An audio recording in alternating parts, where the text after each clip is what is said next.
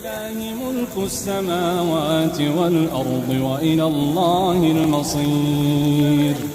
ألم تر أن الله يزجي سحابا ثم يؤلف بينه ثم يجعله ركاما فترى الودق يخرج من خلاله وينزل من السماء من جبال فيها من برد فيصيب به من يشاء ويصرفه عن من يشاء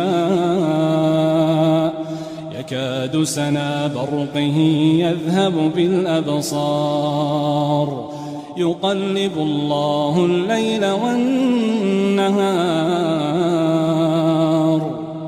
إن في ذلك لعبرة لأولي الأبصار.